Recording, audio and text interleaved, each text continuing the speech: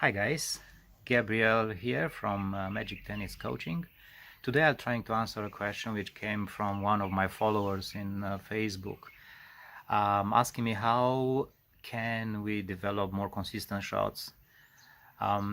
This question takes actually a few videos to answer properly if I want to get into all the details and all the aspects of developing consistent shots.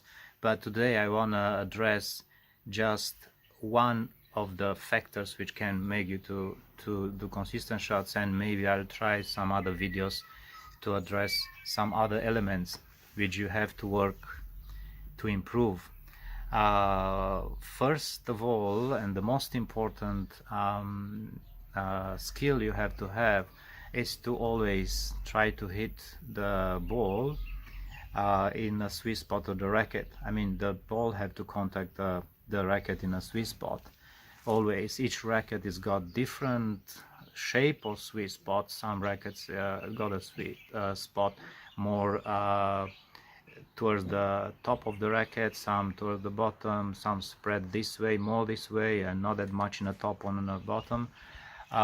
So each brand and each racket, each model is different. So you have to play enough with your own racket so you understand very well your racket. But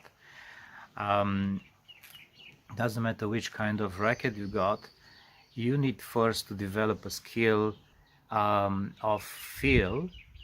You want to feel the racket, and each shot you are doing, after each shot you have to get the information from the racket and transfer to your brain, so the brain can judge how well that ball was hit.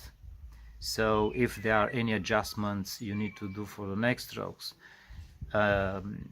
So if you feel that the ball was contacted a little off center, off sweet spot of your racket, you need to get that feel and be aware of that, and next time you have to do a little small adjustment which will move the ball towards the side which is giving you the best results.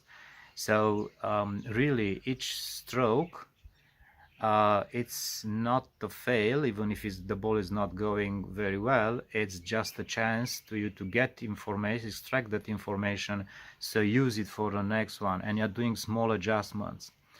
But in order to get this skill, you really first you need to have the feel in a hand. So you have to feel each stroke, how good it is, just by how you feel the impact with the ball and the amount of vibration you have with the ball, or the amount of power you can transfer to the ball, because usually when even if you hit with a very strong swing, a ball which is not in a sweet spot of the racket, you'll feel that actually that ball is not going far enough or powerful enough. The pace is not high enough compared with other stroke, with maybe you are not hitting that strong, muscle are not working that hard, but it's exactly in a sweet spot. So you always have to get this information and try to adjust. Now, to be easier to get this feel and always to have that awareness of what's happening, and extract the information from a racket coming to your hand, going to the brain is giving you back a signal saying, okay, you've done this, I have to change this way, this way, this way.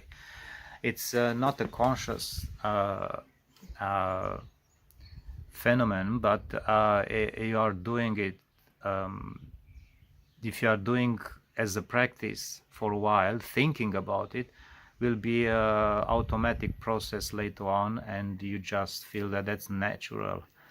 So now how can you practice this, especially if you're not in a tennis court and you cannot do too much around the house regarding your tennis? You still can develop this skill by practicing. Ideally, would be to have a few different lengths of rackets like this. So I have the 1, 2, 3, 5 different lengths of rackets, and you practice with each racket, let's say some volleys of the wall or some ground strokes with the wall, and try to hit until you get it right, so you feel that you are hitting in a sweet spot of the racket, and every time you're doing adjustment, next shot, next shot. Then you grab the second length of the racket, the second racket which is longer, and so on and so forth, and keep adjusting. So you teach the brain that by changing racket you still have to hit that ball in the center of the racket. But how are you doing that? You really don't watch the racket. It's not adjustment which the eye is doing. You keep playing and watch the wall while you're playing, and get the feel from the arm to transfer to the brain as the information, so you can readjust for the next shot. So shorter racket, obviously you have to hit the ball somewhere closer to your hand, the distance is closer.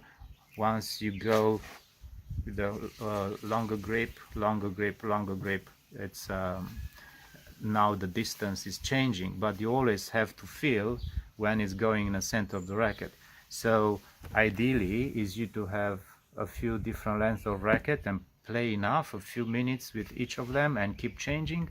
But if you don't have that, it's not any problem. You can use the same racket where you keep changing length time to time, the grip migrating from the bottom to the top, and keep that ball in going, and every time adjusting to what's happening. Get the information, use the information, and adjust. I'll try to show you not the exercise with the different lengths of rackets, because you might not have different lengths of rackets, but I'll try to see how it goes if I use just my own racket and changing the position of my hand on a grip. So let's see how that could go. So maybe try first a very short grip like this, and try to bounce against the wall until you get confident that it's always in a sweet spot. Then we start keep changing the length, and see how it goes.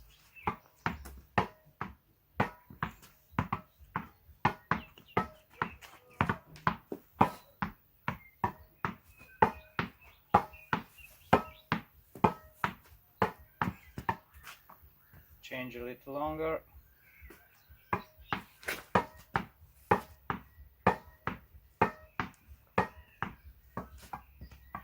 I'm not doing for too long for this video, but you can do it for 3, 4, 5 minutes each length. Now even longer.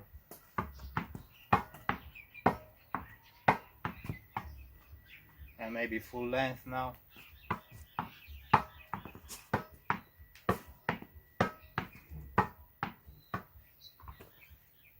Then actually you can challenge yourself by changing time to time without stopping.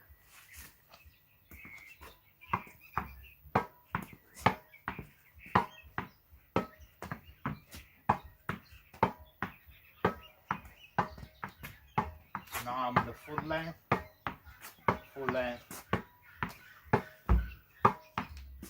I can change a small one. I'm very small.